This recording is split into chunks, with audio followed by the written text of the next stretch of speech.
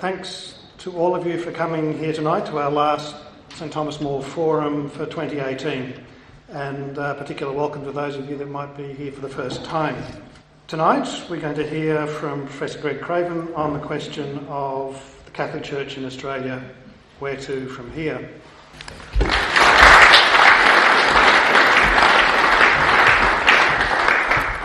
Thank you very much. You have to admit that no matter how bad this is, the topic is a bloody good question. So sort of here we sit today, and the question is, where do we go from here? This is actually the first public talk I've given about this sort of thing since the end of the Royal Commission. I've actually spent the last 10 weeks overseas. One of the good things about my contract, there are very few good things about my job. One of the good things is that every 5 years they send you away for 10 weeks in the hope that A, you'll come back, and B, that you might think, what the hell are we going to do at the university? So I've sort of come back, and I'm conscious, I guess, that Canberra's always struck me as a bit of a foment of discussion about the future of the Catholic Church. So, I'm aware of concerned Catholics for Canberra Goulburn. I don't know if we've got any particularly concerned people here, and we've got Catholics for renewal, and we've probably got Catholics for being concerned.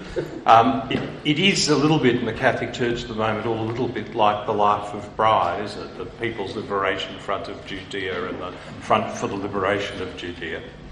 I guess the opening thing I'd say, and I made that reference to the Royal Commission quite consciously, and I think there's something in the blurb about what I'm going to speak about with the Royal Commission, that notwithstanding that the Royal Commission's been so central to our lives for so long, it is a disastrous topic, I think, to think of the Catholic Church after the Royal Commission as the fundamental thing that defines us. It is a big mistake to see the Catholic Church in Australia as having for its defining event a Royal Commission. And it's a big mistake to think that the agenda for the Australian Catholic Church has been set by the Royal Commission, that the only thing we need to do to get things right as a church is to make sure we respond adequately to the Royal Commission. Of course we should respond adequately to the Royal Commission, but to pretend that that is our sole and total reason for being and mission in life is wrong. Now, RC does not stand for Royal Commission. It stands for Roman Catholic. And I think that's important, and it's worth saying, and I'll try and explain some of the reasons why I say that in due course. But the Church's mission is not to implement the findings of Justice McClellan or the submissions of Gail Finesse. The Church's mission is its own, authored by Jesus Christ, expressed in the Gospel, expounded by the Church. That's actually the key job. The Royal Commission fits into that, not the other way around. And it does fit into that. And I'll try and explain, I think, some of the ways that I see it as fitting into that. But I think that's terribly important because for the last 4 or 5 years, we have been bombarded by a particular single topic, and you can get into a situation where that's the only thing you think. Now, I, for one, think it's very fortunate that that is the case. That, in other words, we should not be defined by the Royal Commission, that we should understand what we're doing. And I'll say this for a few reasons. I ultimately was a supporter of the holding of the Royal Commission. I think we got to the point where there really was no choice, but there was going to be some sort of public inquiry. And it was probably going to be a Royal Commission, because when a government wants to look like it's doing something really, really, really decisive, it will call a Royal Commission. And the truth is that I helped set up the Truth, Justice and Healing Council to respond to that Royal Commission, to respond to it openly and to respond to it cooperatively. That was a decision that was made within one day of the Royal Commission being called. I remember that day very clearly because it was the day that I was introduced to the concept of Catholic crisis management, which is wait until a crisis engulfs you and then try and figure out a way to manage it. But it was true that the Church immediately decided, and I remember the telephone conversation with Cardinal Pell, we would respond to the Royal Commission, we would respond cooperatively, and everything was on the table. Now, that was a decision that was taken within 24 hours, and if any of you have read the Royal Commission report, if any of you have read the TJHC report, if you've been crazy enough to read my personal reflection, you'll actually see the history of that process put out there.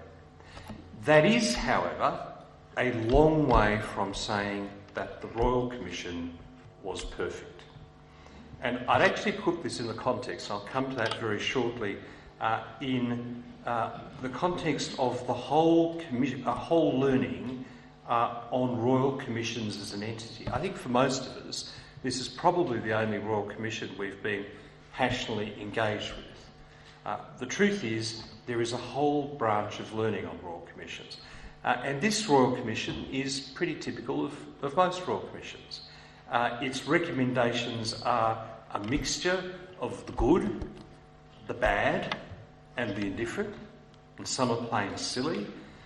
You can't follow it mindlessly, and you can't let it set the direction of the Church. What I sometimes say is, if you accept that some of the leaders of the Church in the past misdirected us in relation to child abuse, it would be the fundamental irony if we then allowed ourselves to be authoritatively misdirected by the Royal Commission on other things. I think we've got to be critical and wise and discerning in how we try and deal with it.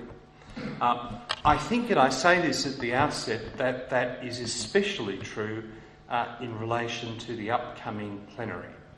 It would be an unmitigated disaster if a fundamental gathering of Catholics decided that its agenda was going to be set by a highly fallible Royal Commission, many of whose undertakings effectively have been deeply negative. I mean, if we have the opportunity to have a plenary, to let its agenda be set by an outside body on a particular topic, no matter how important that is, when the treatment of that topic varies, as I say, from the good to the bad, instead of setting itself on the basis of our fundamental mission, that would be downright foolish. Now, I mentioned that point to you about the whole learning of the Royal Commission. What I mean by that is, really most of us, I say, have been totally focused on one particular Royal Commission.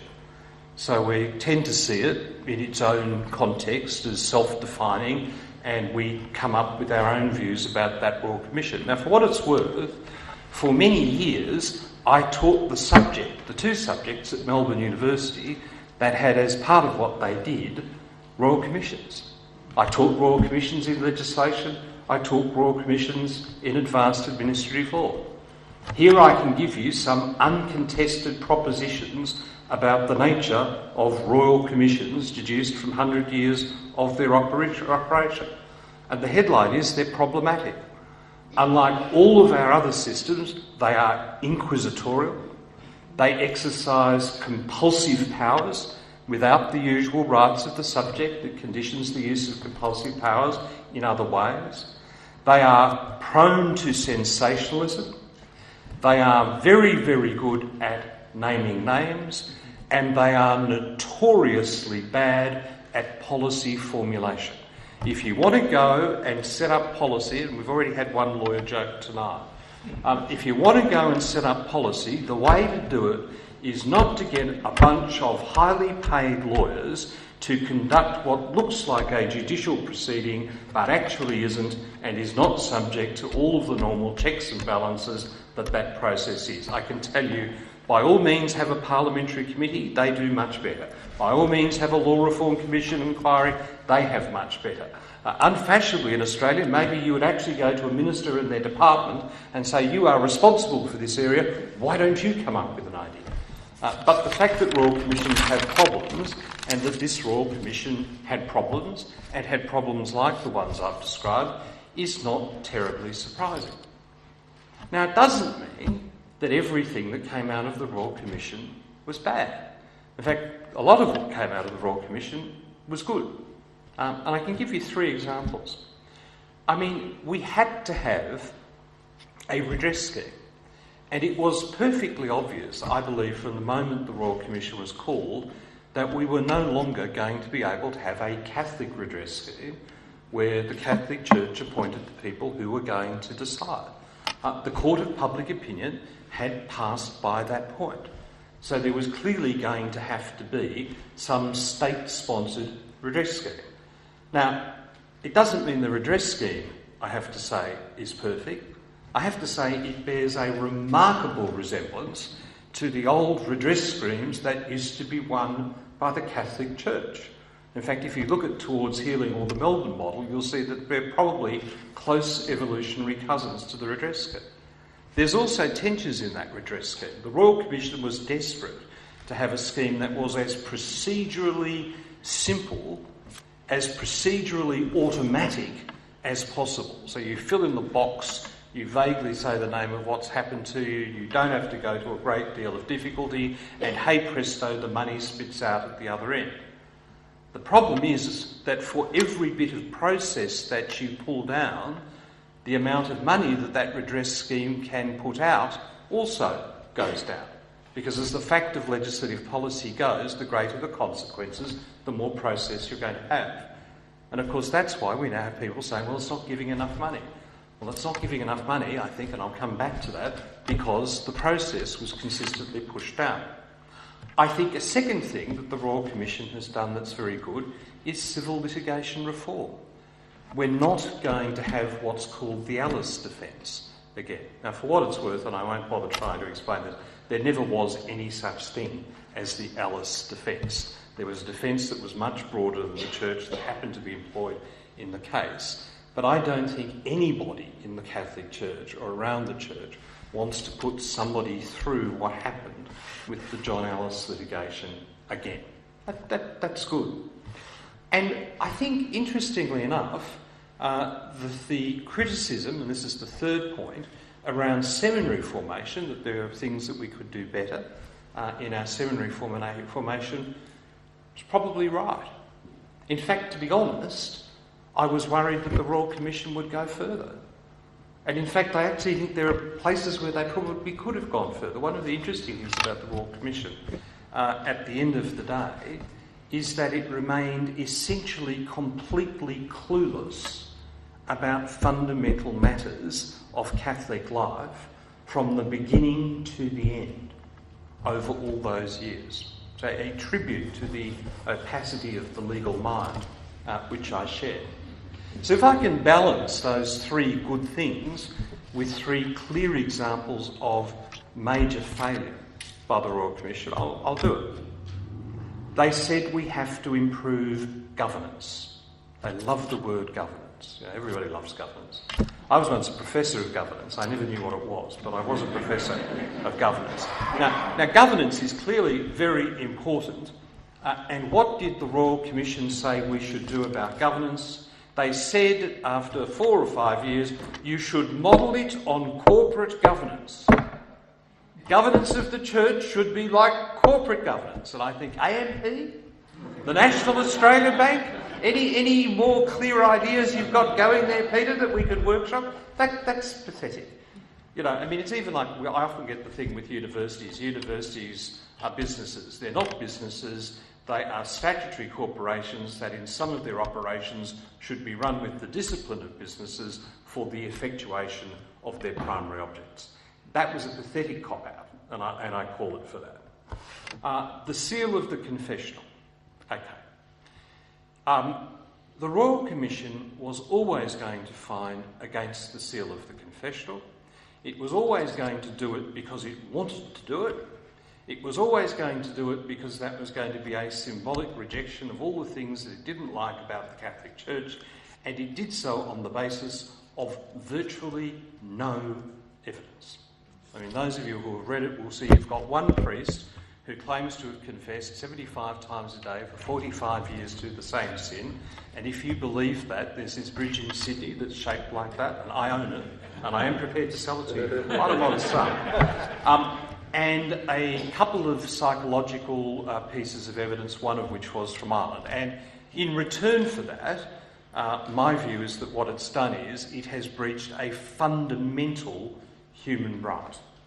I'll give you an example of that. When I appeared before the Ruddock Inquiry at their invitation, George Williams was with me. George Williams, you've probably heard of, Professor of Law at New South Wales. I think George is at best an agnostic, possibly a sort of hobby atheist. George said, you know, if they ever go to break the seal of a confessional, that will be one of the most fundamental breaches of human rights in the history of Australia. I think that's right. Why did they do it? Because they wanted to. And the third one that is problematic was in fact the obsession with the Catholic Church. Now, I don't mind the Catholic Church being pinged for everything that we've done, and God knows there have been a lot of awful things that have happened. But it's problematic when you're getting that pinging happening on one plane and not on another plane. And you know, people will say, how dare you say that? You're using it as an excuse. No, I'm not. I'm saying that each class of victims is equal. And a person who is a victim of state child abuse is entitled to be regarded as a victim and is entitled to be a subject of the Royal Commission as a person who is a subject of Catholic or religious child abuse. Now, I know a little bit about this because for 3 years I was Crown Counsel for Victoria in the Keynote government, a reasonably robust administration. And I know something about the incidents and the worries that were present then, this is 1992 to 1995, about child abuse in the public sector and some of the horrific stories. Those stories did not, by and large, come out. My own private view, and here's a prediction, is that there will be a number of subsequent inquiries which will eventually have to go into those areas that, for whatever reason, the Royal Commission largely chose not to go in. I think there are some major problems of discourse in the Royal Commission and that we're in grave danger of picking up. For example, clericalism. I've got no problems with clericalism as a problem. I've got no problems with people talking about clericalism, but I'd really like to understand what the hell it actually is. And in particular, what I don't want it used as is a sort of a tennis move where I look at you, I'll pick someone in the audience, you're a clericalist! And at that point, you can't say anything. You just get up and walk out the room and throw yourself under a bus. And that is pretty much where it's going. Now, it's funny because there are lots of other isms. Legalism is a very obvious one. I like legalism. It's about power. And that's what clericalism actually is. It's a particular pathology of power in a particular context, but it has all sorts of corresponding isms in all sorts of different ways. So unless you can explain what it is, what it means, and how it affects people in a particular context, it's just a slogan. Now, the other slogan is, of course, governance. Now, I've already criticised the Royal Commission for being unsophisticated on this. The problem I think that they had, and we are in serious danger of doing, is getting to the point where we think that governance means some reform in relation to administration that I like. So you jump to whatever it is I want about the church. You know, sometimes it's quotas for women. Sometimes it could be any other sort of thing you want, and you say, that's governance. Now, I can tell you, I'm a constitutional lawyer. I spent my life in governance. Now, if you're really going to talk about governance, what you do is you work out the head principle that you're going to do. You work out the secondary principle that you would deduce from that, which is proximate, and from the third, you introduce a particular thing you're going to do, like quotas for women. It's a little bit like what the Founding Fathers did in 1891. They didn't just start saying, hey, we want a constitution, we'll put a section in. They spent the first few days debating fundamental propositions about what the thing was going to look like. Only then did they start talking about what the Constitution was going to be. I think that's a real problem. I can give you the examples. I'm all in favour of us making sure that women have their part in the church and that it's fundamental. But the way it goes is something like this. Head proposition, God's grace flows absolutely to everybody. That's fundamentally correct, I think. Secondary proposition, as a matter of simple practice, accepting that, any church which decides that more than half its members are not eligible to engage in the church in particular tasks, whatever you like, education, universities, whatever, is seriously done. Because it's just cut its talent pool from half. actual proposition, therefore we could have a whole lot more of women in the church. That's how you do governance. We're not doing it like that. We're just jumping to that thing and we're following the Royal Commission. I think that's a problem. Now, I think the really troubling thing, and I found overseas that I spent as much time worrying about the church as I did worrying about the university, is that the Royal Commission, I think, has divided Catholics in Australia into 4 groups. This is what lawyers like to do. We like to categorise. It doesn't matter if the categories are wrong. They make us feel much better. And this, funnily enough, parallels pretty well, I think, where the wider debate in the church is going, and even parallels overseas, because I was watching what was happening in America with a certain horrid fascination. So I think we've got 4 groups who are now vying for supremacy. One group, and I'm thinking particularly of the Royal Commission, but it has wider things, are the keepers.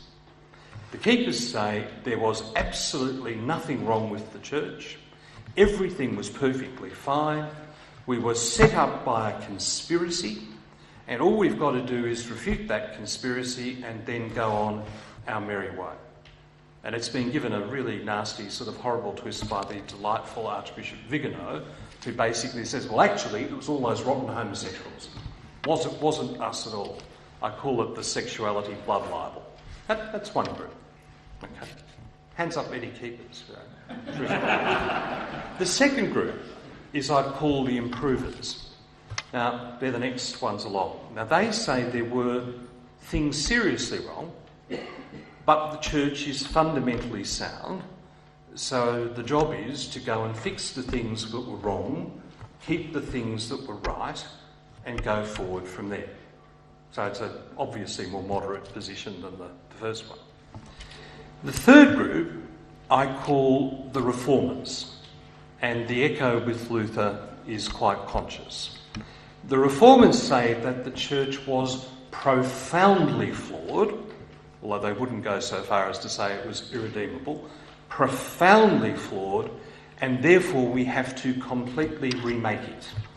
And if you were cynical, you'd say preferably in my own image. But there's a difference between the improvers and the reformers instead of extent. And at the end of it, you have the revolutionaries. I was tempted to call them, as I know our chair speaks French, the enragés, after the faction in the French Revolution, who say that absolutely everything is wrong and we should start again. And your reaction to the Royal Commission is largely dictated by which position you hold on that spectrum. You know, if you're a keeper, you're going to hate its guts and want to do anything. The obvious question you're going to ask me is, where do I fit in that typology? I'm an improver. I would say, look, I think the church is fundamentally sound. That doesn't mean it hasn't made some mistakes, some of which were catastrophic. We've got to fix those. They've never got to happen again. They're not all about child abuse. But I do accept the idea that the church is fundamentally sound.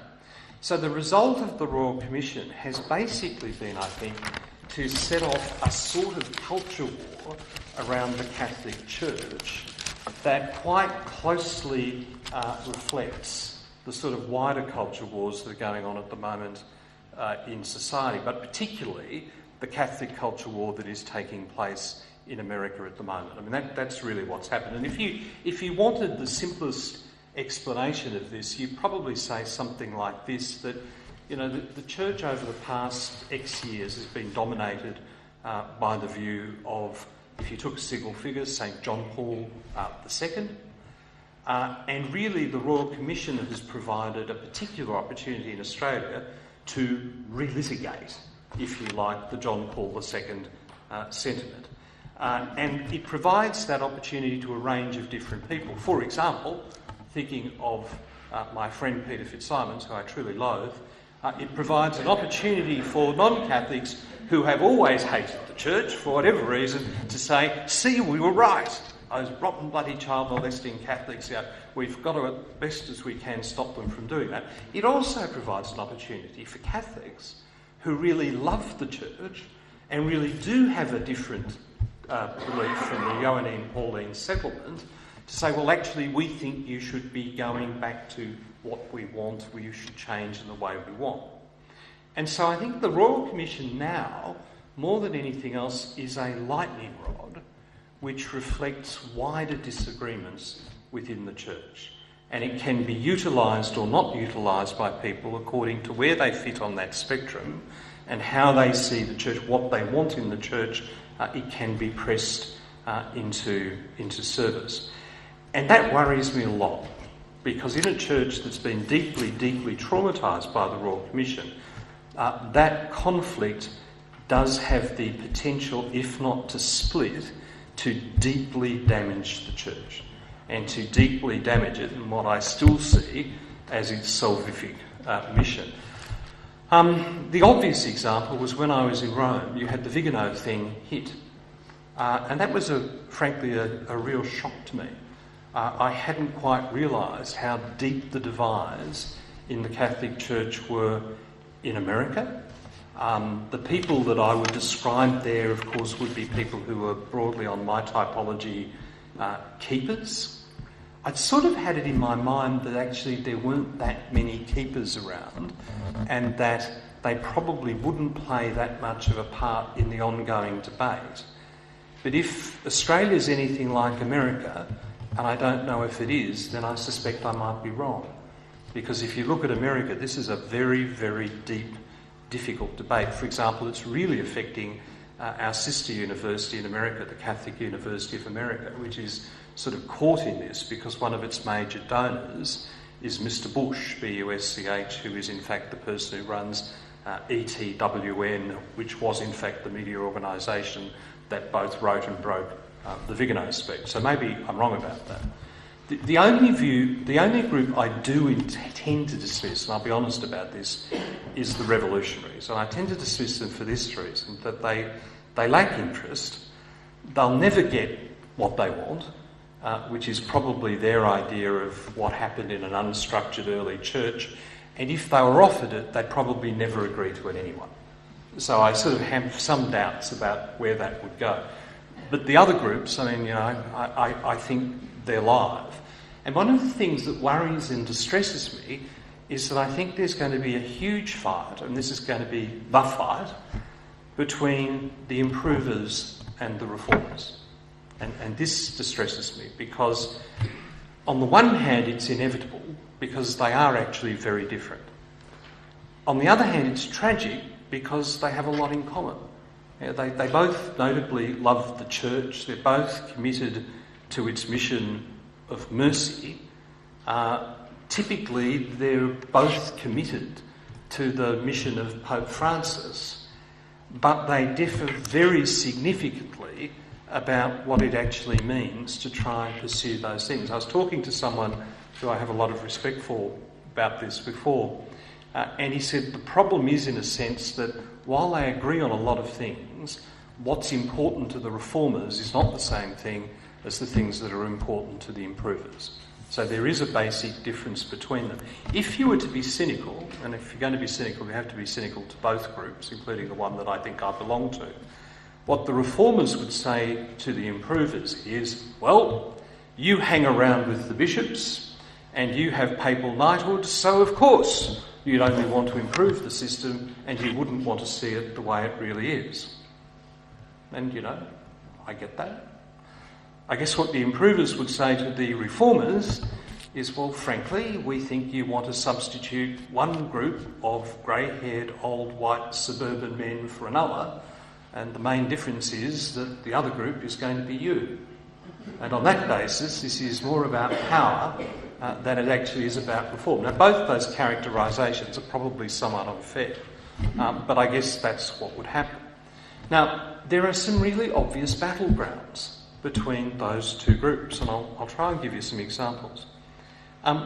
One is around the nature of episcopal authority. Now, improvers, like me, and I cheerfully say this, believe absolutely in the episcopal character of the church. That is the Catholic Church. Now, we believe that there are many opportunities to better support the bishops, dare one say better organise the bishops. These are the improvements one could make, but we're not going to have token bishops. The bishops aren't going to be kept in a cupboard and wheeled out to say Mass and do ordinations and then told to go away when it comes down to decisions about running the church, whereas reformers are going to have a rather more Bolshevik view of that. So that's going to be a big argument. The place of women. Any sane improver, in fact I think realistically any sane Catholic, after everything that's happened, is going to say we really, really have to think, if you want to put it in utilitarian terms, how we harness the gifts and talents of women. And if you want to put it in more fundamental terms, how we make women more fully part of the church. But I've got to break news to you. Australia is not going to have women priests off its own bat. That's not going to happen unless it comes really, I think, through the universal church. And quite frankly, I don't believe in quotas. I don't believe in quotas for anyone. The experience that I've had running a university is the problem is life is hard enough trying to find, for particularly important positions, one good person without taking out the same way half of the population. Now, let me be clear, I have a lot of ideas about what we should be doing in relation to women in the church, but that's not one of them. And the third one, I suppose, is the seal of the confessional. To an improver, it's always going to be a vital sacrament and an equally vital human right. And while they're going to agree with what's already happening about making sure that children are in line of sight, they're not going to tolerate the idea that the seal's going to be broken in the way of the Royal Commission. Let me be quite clear about this. A seal of the confessional that has an exception to it is not the seal of the confessional.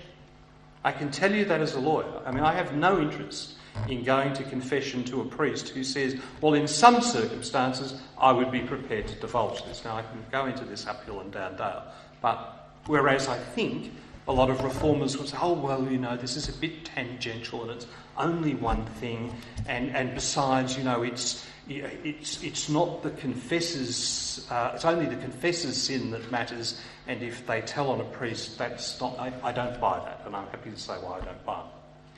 Now, the problem, as I say, I think for reformers is a practical problem, is that they're never practically going to get a lot of the things that they really want in Australia alone. I mean, that would only come from, I think, a fundamental move from Rome. So, examples, married priests, ordained women, titular bishops. We can have a synod when we have the synod. Hilariously, I have no desire to go to the synod, and I'm one of the people canonically required to go as the rector of a Catholic university. That synod will not, in the sense that Scott Morrison will not win the next election, that synod will not do those things because it can't do them. Now, the problem for the improvers is the opposite, that improvers can be characterised as simple reactionaries, and I think their position is much more complex. Now, the problem, I guess, and the challenge is that both groups do actually agree on the need for change, and to some extent they're arguing about the extent and the form of the change.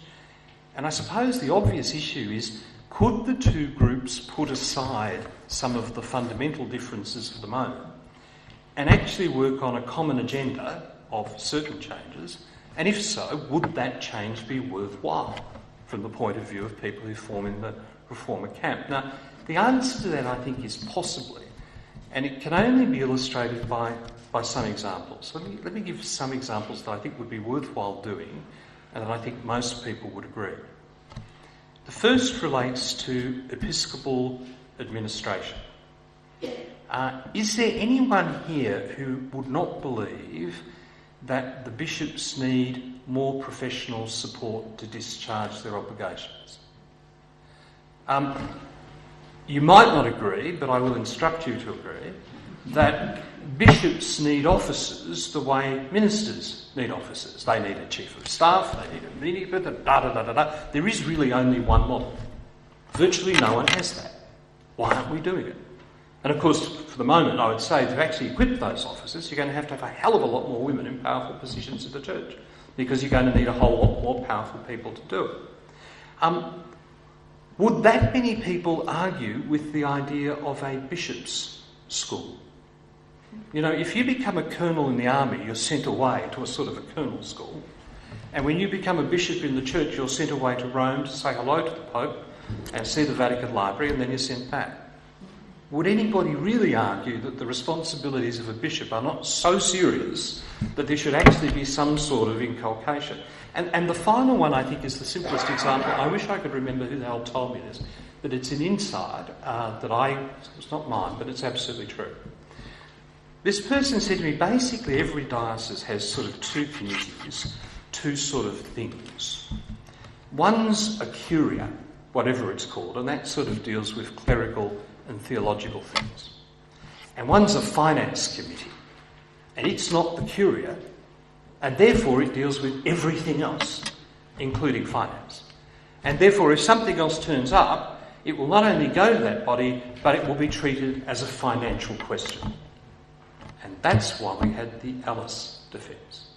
Because when the case of Alice came up, it was analysed essentially as a financial problem, when it wasn't. Would it not be a good idea to develop, in respect of dioceses, at the behest of the bishops, with the bishops, working for the bishops, a middle thing that dealt with everything else, as well as making sure that the representation, particularly on that finance group, was much more diverse? I think that would be worth doing. In terms of governance, I agree, as I've said, with the absolute need to bring women into governance of the church for two reasons. It's fundamentally Catholic and it's right, and it's just dumb to say, well, of half our people, more than half our people, we're not going to use it. I always remember Alan Alda, the actor from MASH, and I forgot what illness he had as a child, but he said he became a feminist the day he realised that the treatment for his illness had been invented by a woman doctor. And if that woman hadn't been able to be a doctor, he would have died. Now, that's a very good argument. And I think that's true. So I actually think there has to be a huge amount of thought given to what that means in terms of actual governance. Now, I say again, we're not going to end up with, through this plenary, women priests or things like that. But why couldn't we end up with a situation where those governance organs that I'm talking, the existing ones and the things that should be created, were not drawing upon that part of the church which has that incredible talent? Seminarian training. This is something that I've talked about to cardinals and bishops and God knows what. I think we're very, very good in theology and we're very, very good at philosophy. I think we are hopelessly underdone on counselling and psychology. I think that's something that priests should know. I can remember having this conversation with Cardinal Maradiaga. Now, given that he's a clinical psychologist, I have to say I was preaching to the converted, but that's true. I also think priests should have business training because they're going to go into these positions where they're having to administer much bigger entities than they have. And I know my own university is working with the Archdiocese of Sydney. I think we're doing work in Canberra as well, precisely to that point. Has interesting effects. Gives people lots of things they know. Unfortunately, they also discovered things about standard industry conditions of long service and holidays, which may pose ongoing problems for the church. But this is reality. I believe that seminaries, so far as possible, should be engaged with universities, preferably Catholic universities, so those seminarians can grow, they have a wider range of subjects they can do, and they can minister as they train. I know the standard argument, they might meet a girl, or God help us, a boy.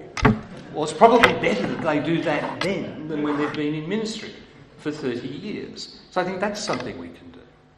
A fourth thing, I think, is we have to think about how peak bodies of the church, like the ABC and the NCEC, operate. And I refer then to what I said about Catholic crisis management.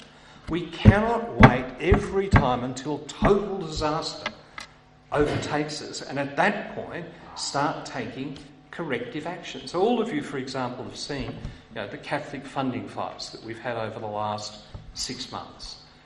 And at the moment it appears that yet again we have won that fight and we're all terribly, terribly grateful that that's happened.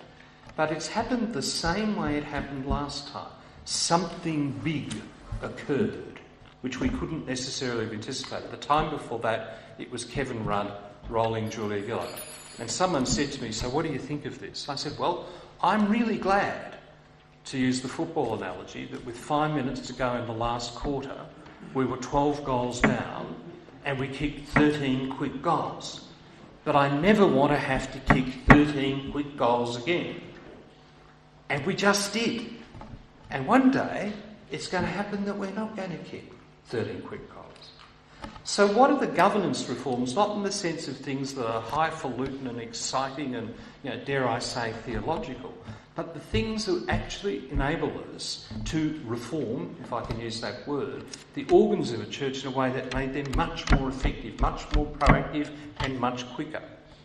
And obviously, of course, we have to implement a full child-safe agenda. And that's where the Royal Commission comes in. I have big worries about the most fundamental aspect of the Royal Commission's approach to this issue of how do you deal with victims. And I'll tell you what it is. When we first created the Truth, Justice and Healing Commission, we were deeply conscious of the fact that what we wanted was not justice. We wanted restorative justice for victims. Now, you can't put victims back where they were, but as far as possible, that's what you're trying to do. You're not just trying to throw a bucket of cash at a victim. So, we can go off and we can award $2 million to a victim, and the lawyers can take up to 60%, and that's a figure I know to be the case. And that's terrific, $2 million, 60% of $2 million. So you're left with a few $100,000, and given the sort of typology of so many victims, the mental health trauma they've undergone, I'm a lawyer, I understand what happens, 5 years it's gone. That's useless. But the problem is the Royal Commission was by lawyers, for lawyers, with lawyers, to lawyers, and they were obsessed with civil justice remedies, which were important, and the redress scheme, and far less interested in what you might do in relation to the mental health of victims. So much so that the amount that is now represented for mental health is a tiny amount. Now, I know, for example, there are some dioceses in this country who have a list of victims who have been deeply, deeply traumatised, who they realise are never going to be free of that mental trauma. And what they have done is they have taken out absolute maximum comprehensive health insurance for those victims for life. And in monetary terms, that's like buying an annuity. And I shudder to think what an annuity like that would cost, and that's what we should have done. And that's what the Royal Commission should have done, and I don't think it ever seriously considered it because it was having so much fun thinking about civil redress and litigation, and we're lawyers, and, as I say, Gail Finesse worked for me in Victoria at a parliamentary committee, and Gail is nothing if not a lawyer, as am I. And I hate to say this, but, while I said we can never have too many lawyers, there are things that lawyers can't do. So look, I think what we have to do is this. Of course we have to respond in full to the Royal Commission, but we have to move past it. We can't let it define it. We have to face the fact that we're in a really troubling moment of cultural conflict in the church, and we need to think if we can find, as far as possible, what are the things that we could actually pull together on rather than tearing ourselves apart. So look, that's pretty much what I would say, and I've gone too long, I'm sorry, but that's what I would say.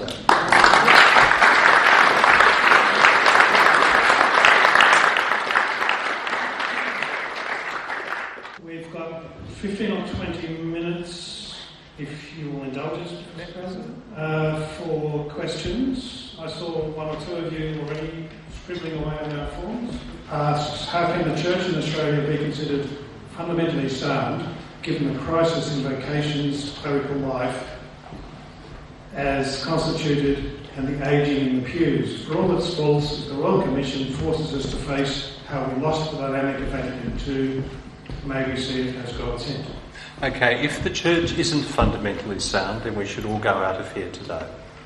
I mean, the assumption that I make about the Church is that if the Church is the Church of God, and if the Church is preaching the gospel, and if we have a Pope like Pope Francis, then I think the Church is fundamentally sound. Note I haven't said perfect. Note I haven't said very good.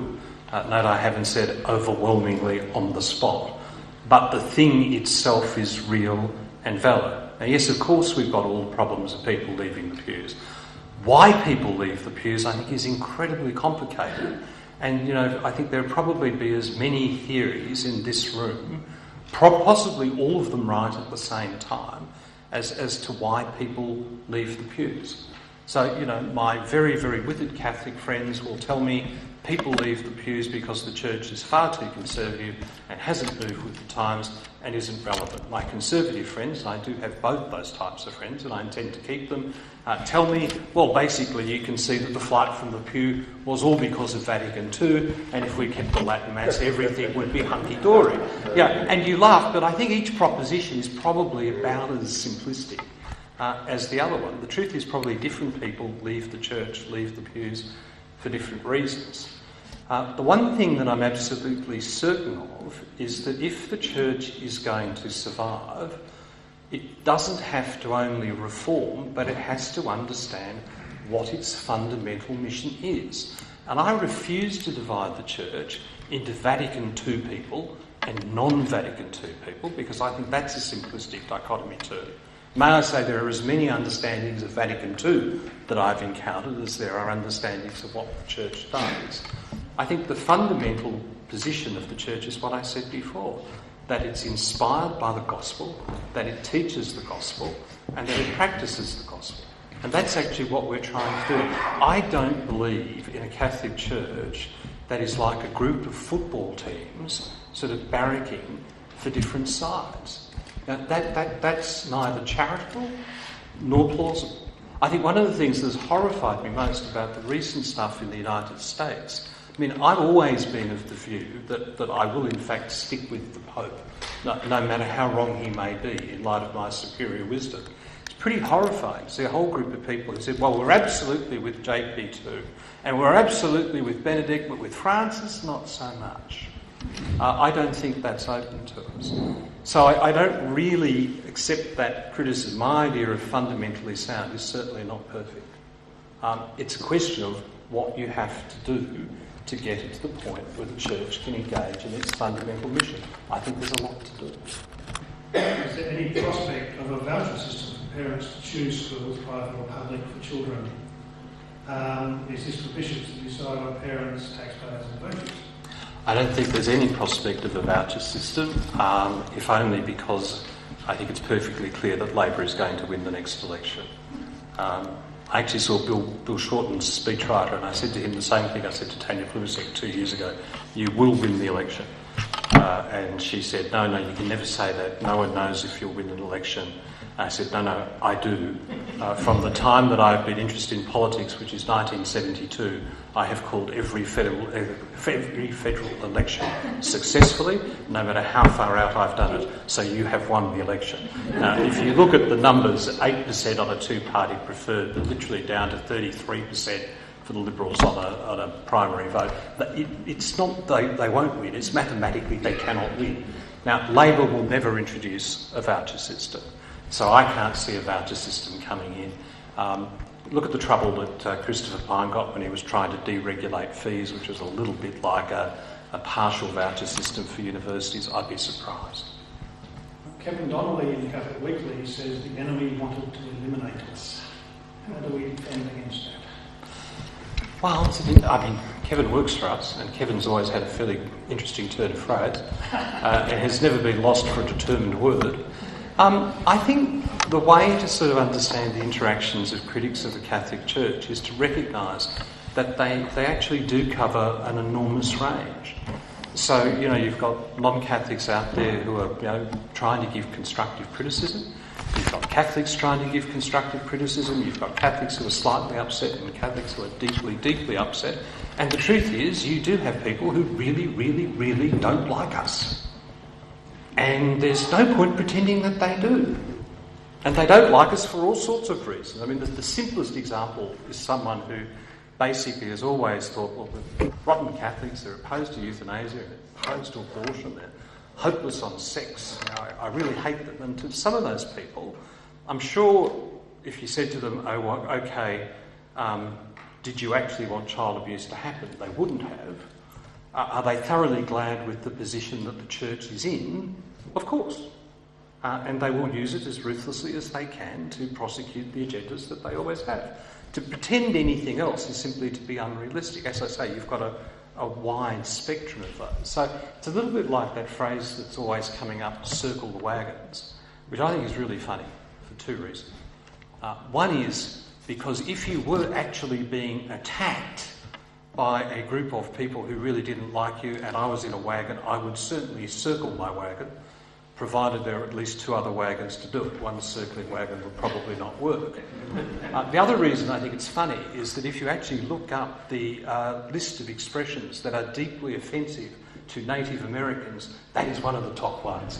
So I think we should probably move away from circling the wagons to sort of come up with something that talks about entrenching tools or whatever. I'm all into conflictual analogies, but I don't think that one's a good one. Several people are interested in some of your comments on the seal of the confessional, and the shape of them is essentially concerns over where the legislation will go and what might be done to deal with it. Well, I think it's a real problem because obviously the states are contemplating legislating the seal of confessional out in relation to reporting of child abuse. As I say, the problem with the seal of the confessional is it's one of those absolutes, like sort of pregnancy. You can't be half pregnant, and you can't have a half seal of the confessional. It's either a seal or it's not. And you can test that pretty obviously. Is it not? And child abuse is an atrocious crime. And I never understood that passage in Scripture about better people be thrown with millstones around their necks. There are a number of people I would cheerfully attach millstones to and throw them in the sea. But is it not slightly problematic that the seal of confessional will not apply to child abuse, but will apply to murder? Mass murder. Mass sexual murder. So I can go in and confess to Frank Brennan that I have killed 50 people and sexually offended against them, and he doesn't have to say a thing. And I can go in and say I have molested a child and he has to report it. That's what in Latin is known as crap. To take another example, how is it that there is going to be legal privilege, which I totally support as a lawyer? So, there's that old joke, and some of you will be lawyers, how can you defend someone who's guilty? Well, because you never know for sure. Yeah, absolutely. When Chopper Read says he didn't do it, he didn't do it. How come that's preserved but not the seal of the confessional? How is it that journalists who are reporting this can seriously say I should be able to protect my sources but not the seal of the confessional? So that it makes certain assumptions about what rights are important and what things are in need of protection. Funny thing is, of course, one of the fundamental rights in every human rights instrument is, in fact, freedom of religion. Now, I actually think we completely mucked up the seal of the confessional in the Royal Commission because we basically had different bishops saying different things. I'm not quite sure how it happened, but the sort of line that the TJHC was running, it wasn't my line. You're probably familiar with it. It was this idea that if I as a child confess to a priest that another priest has abused me, that the fact that I've said that the other priest has abused me is not part of the confession, and therefore the priest is free to divulge it. I think that's so implausible, it's embarrassing. I mean, as a lawyer, for a start off, I understand that if you've got a privilege over a subject, it's either there or it isn't. As a human being, I also understand in that situation that the child concerned would be absolutely without sin, but in confessing that might well absolutely believe in the need to confess. So how do you deal with that? Are you saying that as a penitent, or is you saying it doesn't work? And I think it created a real problem. Now, I know that there's a suggestion that the bishops, and I think they have asked Rome for clarification. I would be immensely unconfident that if Rome chose to give clarification, the clarification would go that way. And I would be worried that it might actually go further the other way, and then the problem might be even more intense. So I take a very, very dim view. I mean, it's very interesting when you talk to someone like Frank Brennan, who's one of our professors, who's been absolutely fantastic with this. And Frank says flatly, I will go to jail. before I break the seal of the confession. I think that one of the things that's happening with the states is this is all a great big conjuring trick. And it was the same with the Royal Commission. And the supposition is this. Given that we actually know that child abusers don't confess that they abuse children, because if they did, we'd have a whole lot of stuff, then it'll actually never happen. So we'll never have to prosecute people, but we'll look really, really, really good.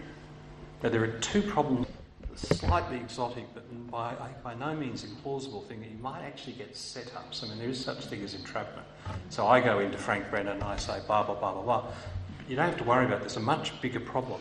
When you create an offence of anything, not reporting child abuse, you also create a number of what are called associated offences. And most importantly, you create the conspiracy of incitement.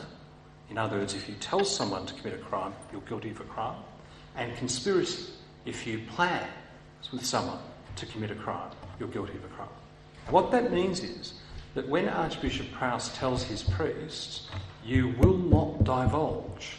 Now, when he tells them quite publicly, when he says in a sermon, my priests will not divulge, he has committed the offence of incitement. And when he sits there with Monsignor Percy and says, now remember this, Tony, that's what we're going to do, they are engaged in a conspiracy. And it's overt. So I actually think there's a much bigger problem there than people think. Several people who, if I brought the questions or comments together, are essentially saying, isn't part of the problem that responding to the Royal Commission, and you said that the Royal Commission drives too much of it, is going to be the old grey men arguing over things that only the old grey men are interested in, while the future of the church doesn't get looking. Particularly young people. Yeah, I think that's a reasonable problem. So, I mean, any sophisticated debate like this tends to be dominated by people with particular interests and particular strong views and a position in which to talk about them. I've obviously got elected, but I suppose one of you could wrestle it from me if you wanted to try. I think there is some truth in that argument that really this is a lot of this stuff is so far removed from the ordinary people of the church and being engaged in by experts or would-be experts or people with passions. I mean, I'll give you an example, probably upset a couple of you, but anyway. You know, the whole thing about clericalism and how excited we all get about the notion of an ontological change. Probably all heard that. Do you know how many people in the Catholic Church have ever heard the expression ontological change? And how few of them would actually understand it if they heard. And if you actually put it in a term that they could understand, and you said, do you think there's anything special about priests? They'd probably say, and I would say, well, yes, they engage in the miracle of transubstantiation and they devote their lives to God. That's the theory. Now, when you get down to that level of abstraction, you really do wonder. I mean, is that what the youth of the church really, really worry about?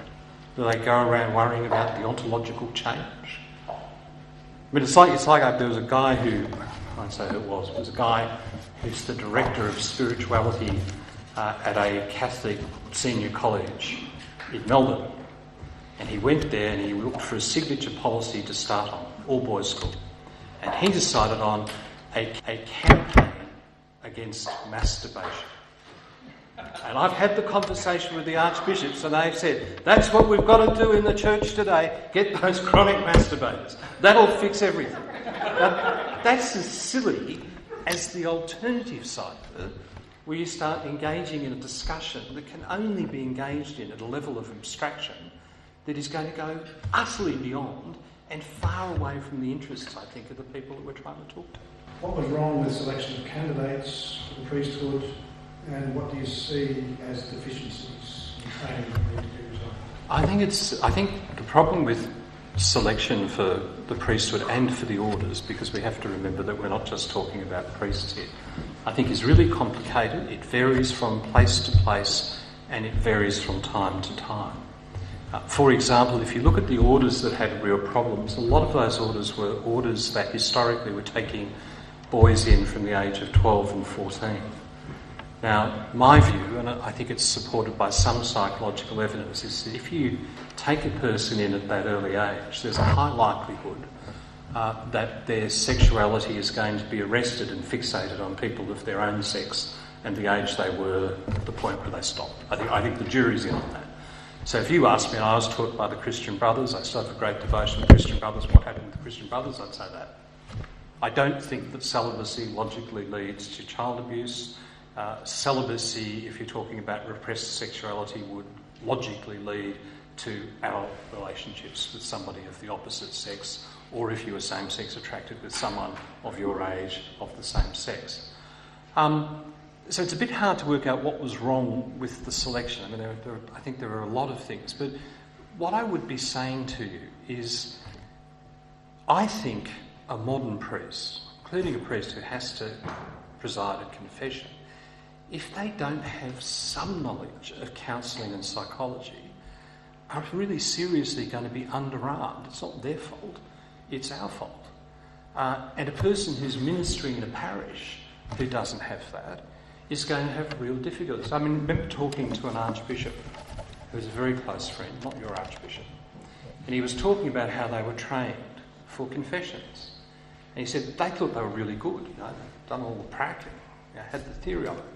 And he said, and then you get out there and you'd be a 27-year-old priest and you'd have a 16-year-old girl weeping in the confessional box because she had become pregnant and had aborted her baby and now she wanted to die.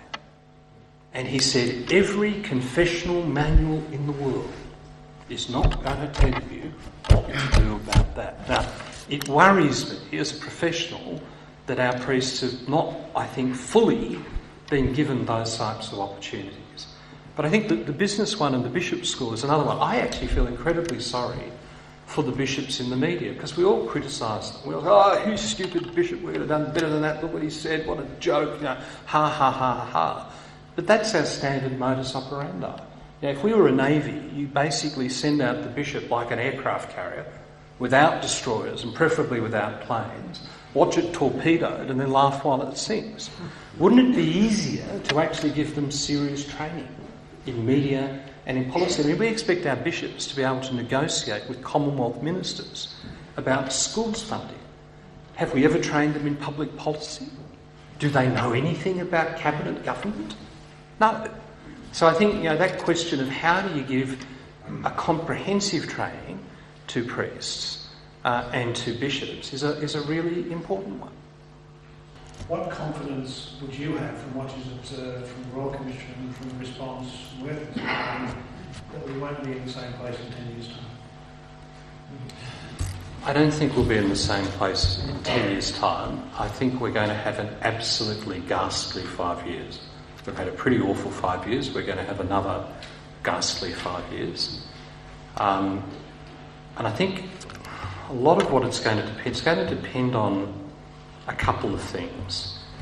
One is going to be our willingness and our capacity to make the changes that I think you can actually get a really quite strong consensus on if we allow ourselves to get that consensus. So obviously I think there are a lot of things that we could do that would make things a lot better, and we would be fools if we didn't do those things. The second condition is this. I don't want to sound cynical, and I'm not. It's not cynicism, it's true.